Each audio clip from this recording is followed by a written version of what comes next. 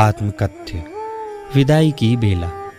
मैं सुना करता था कि साहित्यकारों को एक एक रचना में एक एक पुत्र प्राप्ति जैसी सुखानुभूति होती है, पर इसका प्रत्यक्ष अनुभव मुझे उस रात हुआ जब मेरे दीक्षांत भाषण की एक सुंदर रूपरेखा तैयार हो गई थी। यद्यपि उस रात मैं बहुत देर से सो पाया था, पर अति उत्साह के कारण अगले दिन मैं समय पर उठ गया और जल्दी जल्दी तैयार होकर समय के पूर्व ही वहां पहुंच गया जहां दीक्षांत भाषण का कार्यक्रम रखा गया था। सभा की प्राथमिक औपचारिकता के उपरांत अपना भाषण प्रारंभ करते हुए मैंने कहा, विदाई के क्षण भी बड़े विचित्र होते हैं, चाहे वे बेटी की विदाई के क्षण हों या धर्मात्माओं की चिर विदाई के। दोनों ही स्थितियों में सभी को हर्ष विषाद एवं सुख दुख की मिली जुली ऐसी विचित्र अनुभूति होती है जिसे वाणी से व्यक्त नहीं किया जा सकता। एक ओर जहां विदाई के बाद चिर प्रतीक्षित दुर्लभ मनोरथों को साकार होने का हर्ष होता है, वहीं दूसरी ओर अपने संबंधियों से सदा सदा के लिए बिछुड़ने का असीम दुख भी होता है। वह स्थिति तो और भी विचित्र हो जाती है जब चिर विदाई के समय एक ओर तो मृत्यु को महोत्सव जैसा मनाने की बात कही जाती है और दूसरी ओर अनंत काल के लिए अपने इष्टजनों के वियोग की असह मानसिक वेदना का पहाड़ सामने खड़ा दिखाई देता है। यद्यपि इन परिस्थितियों में मरणासन्न साधकों के मन में अंतर्द्वंद भी होता है, पर वे उस अंतर्द्वंद को जैन दर्शन के परिप्रेक्ष्य में किए गए तत्वाभ्यास के सहारे उपशांत कर लेते हैं। उस द्वंद पर विजय प्राप्त कर लेते हैं। उस विजय के हर्ष में ही उनकी वह मृत्यु महोत्सव बन जाती है। वह जानता है कि मृत्यु तो सभी की एक ना एक दिन होने वाली ही है। इस ध्रुव सत्य से तो कोई कभी इनकार ही नहीं कर सकता। जिन्होंने जन्म लिया है उन्हें आज नहीं तो कल कभी ना कभी तो मरना ही है, और जिनका संयोग हुआ है उनका वियोग भी अवश्य होना ही है। इस स्थिति को कोई भी नहीं टाल सकता, तो क्यों ना वह क्षण आने के पूर्व ही दूसरों के प्रति अपने कर्तव्यों की तथा दूसरों पर अपने अधिकार की समीक्षा कर लें। कर्तव्यों एवं अधिकारों की यथार्थता को अच्छी तरह समझ लें ताकि बाद में किसी को कोई पछतावा ना रहे। आज तक हम मुख्यतः इन्हीं दो बातों से सर्वाधिक प्रभावित रहे हैं।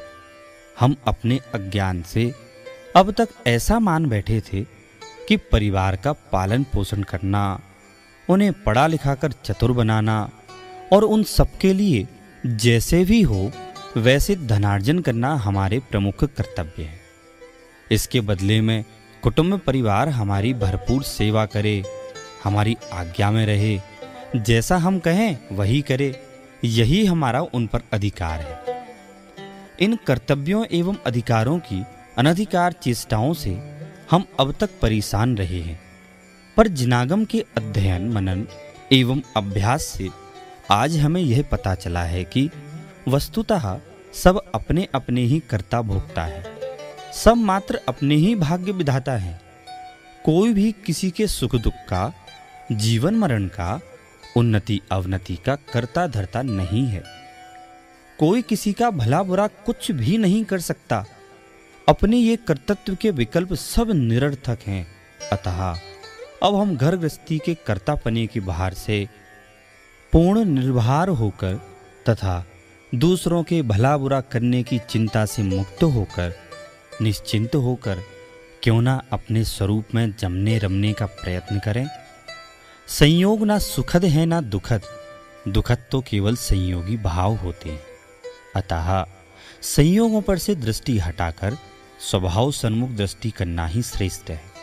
सम्यक दृष्टि की दृष्टि में मृत्यु इतनी गंभीर समस्या नहीं है, क्योंकि उसे मृत्यु में अपना सर्वस्व नष्ट होता प्रतीत नहीं होता। वह यह बात अच्छी तरह जानता है कि मृत्यु केवल पुराना झोंपड़ा छोड़कर नए भवन में निवास करने की समान स्थानांतरण मात्र है। पुराना मैला कुचला वस्त्र उतारकर नया वस्त्र धारण करने के समान है। यदि वह नूतन गृह प्रवेश के उत्सव की तरह मृत्यु को महोत्सव के रूप में मनाता है तो भी कोई आश्चर्य की बात नहीं है। और यदि बहुत समय से रह रहे झोंपड़े के प्रति सहज अनुरागवश थोड़ी खिन्नता भी दिखाई दे जाए तो यह भी असंभव नहीं है। ऐसा होना भी स्वाभाविक ही है। मिथ्या दृष्टि की दृष्टि इससे विपरीत होती है। एक तो उसकी स्थिति उस दरिद्री के समान होती है जिसने जीवन में कुछ नहीं कमाया, अपने रहने के लिए भवन तो दूर एक झोंपड़ा भी नहीं बना पाया। यदि मकान मालिक ने उसे अपने मकान से निकाल दिया तो दर दर की ठोकरें खाने के सिवाय अन्य कोई चारा नहीं रहेगा। ऐसी स्थिति में उसका दुखी होना स्वाभाविक ही है। जिसने जीवन भर पापाचरण ही किया हो, नरक निगोद में जाने की तैयारी ही की हो, उसका तो रहा सहा पुण्य भी अब क्षीण हो रहा है। उस अज्ञानी और अभागे के दुख को कौन दूर कर सकता है? अब उसके मरण सुधरने का तो प्रश्न ही नहीं रहा। उसकी तो आगामी गति के अनुसार मति बिगड़ना ही है। इस प्रकार मृत्यु पर आंसू बहाने वाले मिथ्या दृष्टि एवं मृत्यु को महोत्सव में बदल देने वाले सम्यक दृष्टि की स्थिति को तथा उनकी वर्तमान भूमिका को स्पष्ट करते हुए मैंने अपने उस दीक्षांत भाषण में आगे कहा।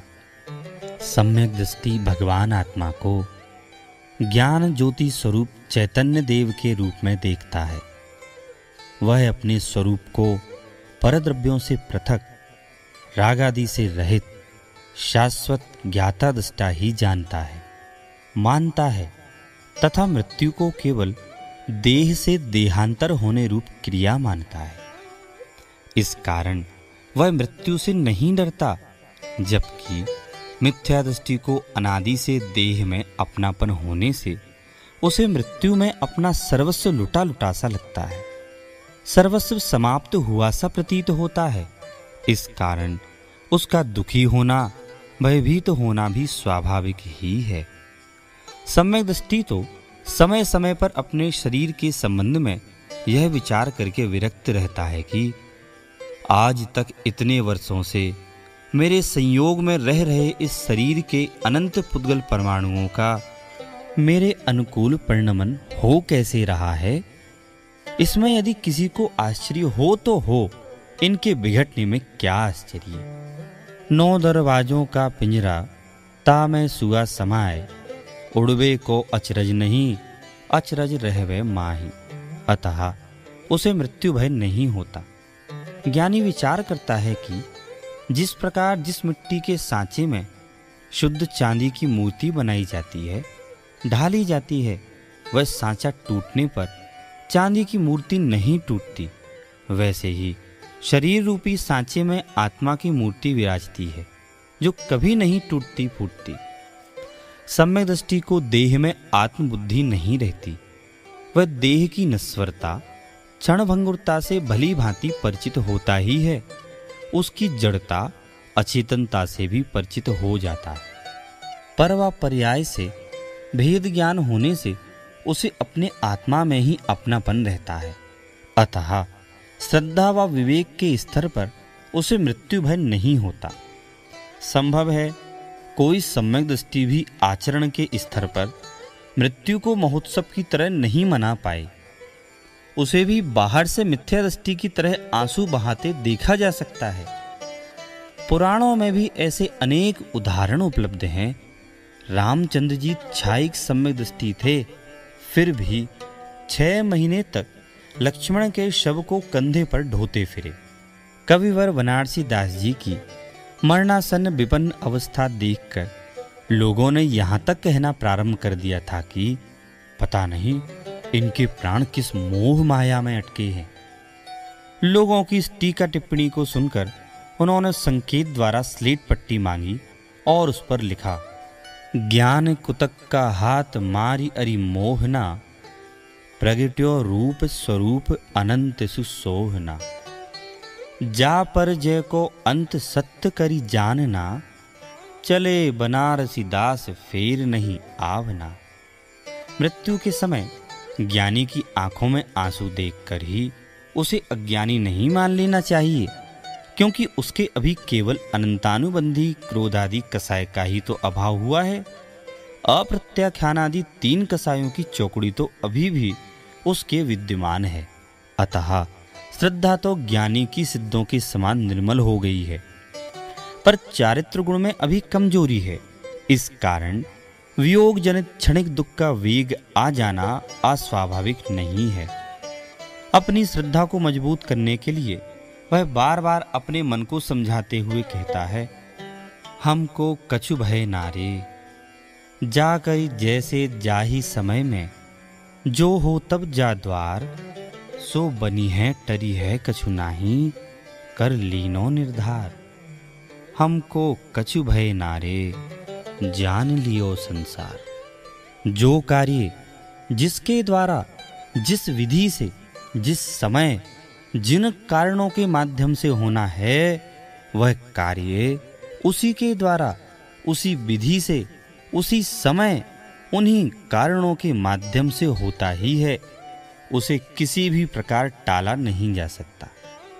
आचार्यों की कथन को स्मरण करते हुए वह अपने मन को समझाता है, हे मन, तू अन्य विकल्प छोड़ और श्री गुरुओं के उन कथनों पर विचार कर जिसमें वस्तु के स्वतंत्र परिणमन की स्पष्ट उद्घोषणा की गई है। स्वामी कार्तिक अनुपेक्षा में कहते हैं, जम जस जम्मि देसे, जेण विहाणेण जम्मि कालम्मि, णादम जिणेण नियदम, जम्मं वा अहवम मरणं वा। तम तस् तम्मि देसे, तेण विहाणेण तम्मि कालम्मि, को सक्कदी वारे दुम, इंदो वा तह जिणंदो वा। एक जीव का जिस देश में, जिस काल में, जिस विधान से जो जन्म मरण जिनदेव ने नियत रूप से जाना है, उस जीव का उसी देश में, उसी काल में, उसी विधान से वह अवश्य होता है। उसे इंद्र अथवा जिनेंद्र टालने में समर्थ नहीं है। अन्य की तो बात ही क्या है। ज्ञानी विचार करता है कि 3 लोक में जितने पदार्थ हैं वे सब अपने अपने स्वभाव से परिणमन करते हैं। कोई किसी का कर्ता भोक्ता नहीं है। जब यह शरीर स्वयं ही उत्पन्न होता है और स्वयं ही बिछुड़ता है, स्वयं ही गलता है, स्वयं ही बढ़ता है, तो फिर मैं शरीर का कर्ता भोक्ता कैसे? इस स्थिति में मेरे रखने से वह शरीर कैसे रहे? वस्तुतः मैं इसमें कुछ भी फेर बदल या परिवर्तन नहीं कर सकता। मैं तो मात्र अपने ज्ञायक स्वभाव का ही कर्ता भोगता हूँ, उसी का वेदन व अनुभव करता हूँ, कर सकता हूँ। इस शरीर के नष्ट हो जाने से मेरा कुछ भी बिगाड़ नहीं और इसके रहने से कुछ भी लाभ नहीं। वैसे भी यह देह अत्यंत अपवित्र है, अस्थिर है, घिनावनी है। इसमें रंच मात्र भी सार नहीं है। चमड़े में लिपटी सुंदर दिखने वाली यह देह 7 कुधातुओं से भरी हुई मलमूत्र की मूर्ति ही है। इसके नवद्वारों से दिन रात ऐसा मैल बहता रहता है जिसके नाम लेने से ही घृणा उत्पन्न होती है, जिसे अनेक व्याधियां निरंतर लगी रहती हैं। उस देह में रहकर आज तक कौन सुखी हुआ है? इसका स्वरूप रमने योग्य नहीं है, अपितु छोड़ने योग्य है। अतः हे भव्य प्राणियों, इस मानव तन को पाकर महातप करो, क्योंकि इस देह पाने का सार तो आत्महित कर लेने में ही है। इस तरह संसार, शरीर और आत्मा के स्वरूप के यथार्थ ज्ञान हो जाने से वेद विज्ञानी सम्यक दृष्टि मृत्यु से नहीं डरता। जिसे जगत हौवा समझ बैठा है वह मृत्यु ज्ञानी को मित्र के समान हितकारी प्रतीत होती है। क्यों ना हो, होना ही चाहिए, क्योंकि वह जानता है कि यह मृत्यु ही मुझे इस घृणित, जीर्ण शीर्ण और दुख देह रूपी कारागृह से मुक्त कराती है। जिस देह को अज्ञानी अपना जानकर, अपना मानकर उसमें रमा रहता है, उस देह के संबंध में यदि जरा भी गहराई से विचार करें तो ज्ञात हो जाएगा कि इसमें क्या क्या गंदगी भरी है, इसकी असलियत क्या है, यह काया कितनी क्षणभंगुर व नाशवान है। निम्नांकित पंक्तियों से यह बात और अधिक स्पष्ट हो जाती है। जिस देह को निज जानकर नित रम रहा जिस देह में, जिस देह को निज मान कर रच पच रहा जिस देह में, जिस देह में अनुराग है, एकत्व है जिस देह में, क्षण एक भी सोचा कभी क्या क्या भरा इस देह में। और भी देखिए क्या क्या कहा है इस देह के बारे में हमारे मनीषियों ने। देह अपावन अधीर घिनावनी, या में सार न कोई, सागर के जल सो शुचि कीजे, तो भी शुद्ध न होई।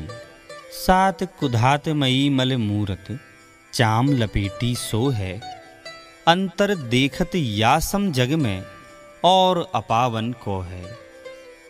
नवमल द्वार बहें निशिवासर, नाम लिए घिन आवे, व्याधि उपाधि अनेक जहां तह, कौन सुधी सुख पावे। राचन जोग स्वरूप न याको, वेचन जोग सही है, यह तन पाए महातप कीजे, या में सार यही है। इस प्रकार वस्तु स्वरूप के वारंबार चिंतन मनन करते रहने से ज्ञानी की श्रद्धा तो सुदृढ़ होती ही है, धीरे धीरे आचरण भी श्रद्धा के ही अनुरूप होने लगता है। फलस्वरूप उसका मरण भी सहज ही समाधिमय हो जाता है। सदा सुखी ने जिज्ञासा प्रकट की, क्या सब सहज ही होता है? क्या मरणासन्न व्यक्ति को संलेखना धारण करने की जरूरत नहीं है?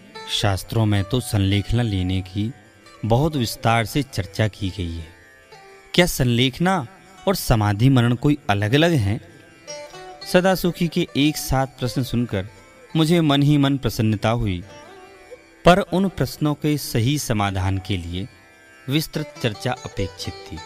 अतः मैंने कहा, भाई तुम्हें इन प्रश्नों को समझने के लिए कम से कम एक दिन और रुकना पड़ेगा। सदा सुखी और विवेकी ने सहर्ष जाने का कार्यक्रम स्थगित करके 2 दिन और रुकने का निश्चय कर लिया। सो ठीक ही है, जिसे सत्य समझने की लगन लग जाती है उसके लिए एक दिन की तो बात ही क्या, वह तो सर्वस्व समर्पण करने के लिए सदैव तत्पर रहता है।